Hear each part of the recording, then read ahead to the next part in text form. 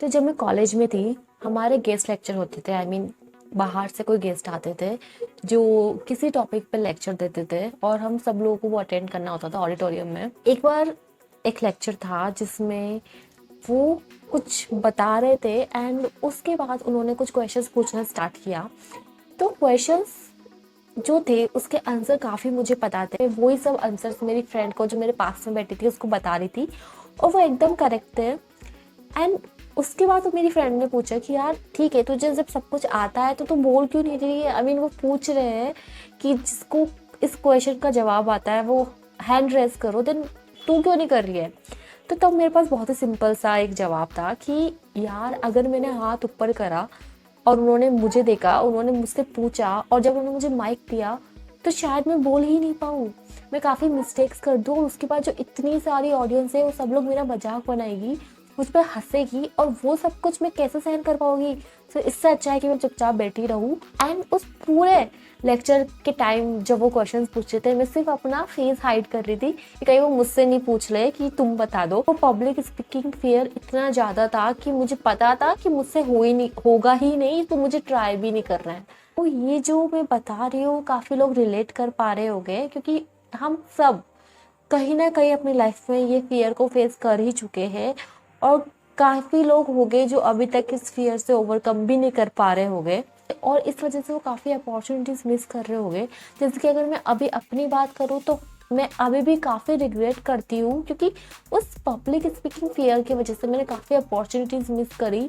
उस टाइम मैं उतनी कॉन्फिडेंट नहीं थी और मुझे लगता था कि शायद ये फियर इतना बड़ा है कि मैं कभी इससे ओवरकम ही नहीं कर पाऊंगी। बट अब काफ़ी चीज़ें बदल चुकी है।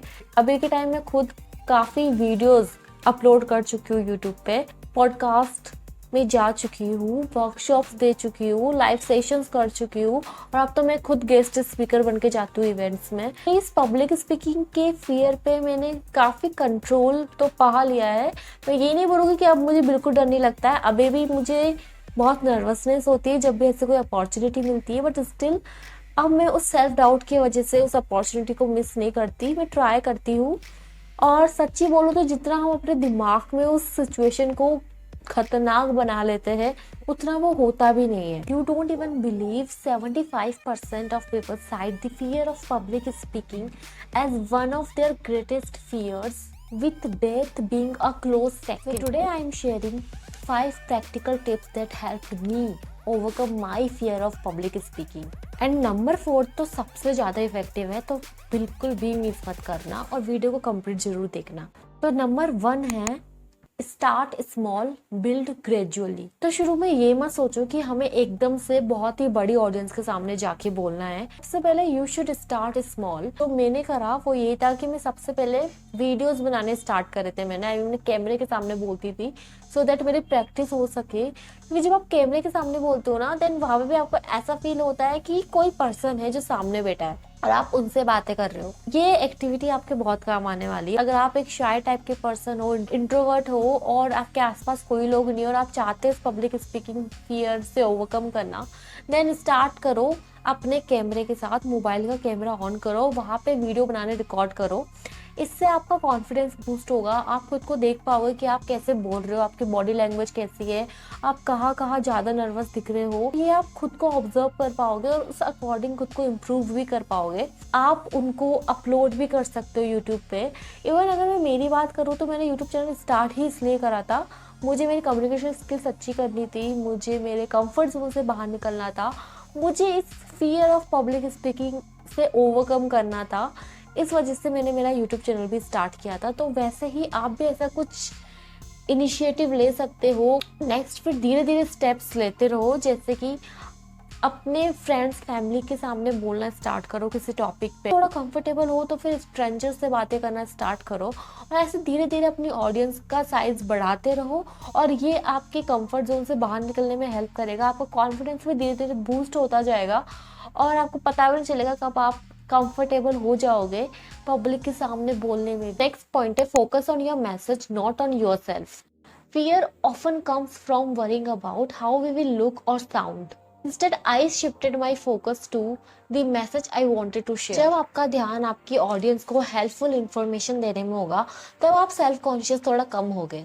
Studies show that a purpose-driven mindset can reduce anxiety and improve performance. The next point है practice, practice, practice. Before any talk, I would go over my points repeatedly, making sure I felt prepared. ज़्यादा मैं practice करती हूँ, उतना ही मैं confident feel करती हूँ, उतना ही मैं कंफर्टेबल हो जाती हूँ और ये हेल्प करता है मेरे उस फियर को रिप्लेस करने में. When psychologist says that practice builds muscle memory, so your words come out more naturally under pressure. Next time जब भी ऐसे कोई अपॉर्चुनिटी मिले जहाँ आपको लगे कि मैं नहीं कर पाऊंगा, देन वहाँ पे प्रैक्टिस करो. जितनी प्रैक्टिस करोगे उतने ही कॉन्फिडेंट फील करोगे और उतना ही अच्छा ऑडियंस के सामने परफॉर्म कर पाओगे.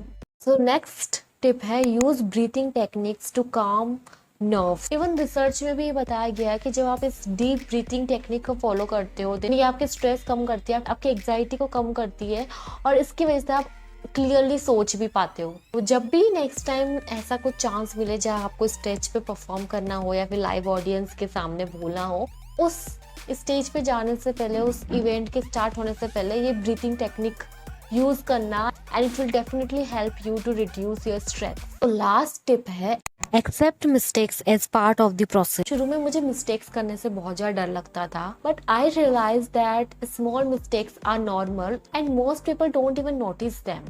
अब मेरा ध्यान परफेक्ट बनने से ज़्यादा अपनी गलतियों से सीखने और अपनी गलतियों को इम्प्रूव करने में होता है. तो यही आपको माइंड में रखना है कि सो के मिस्टेक करना कोई बड़ी बात नहीं है. हर कोई मिस्टेक करता है. जब भी हम कुछ नया ट्राई करते हैं, अपने कंफर्ट जोन से बाहर जाते हैं, काफ़ी बार मिस्टेक्स करते हैं, बट इसका मतलब है कि हम कुछ नया ट्राई कर रहे हैं. मिस्टेक से हमें सीखना है और नेक्स्ट टाइम वो रिपीट नहीं करनी है.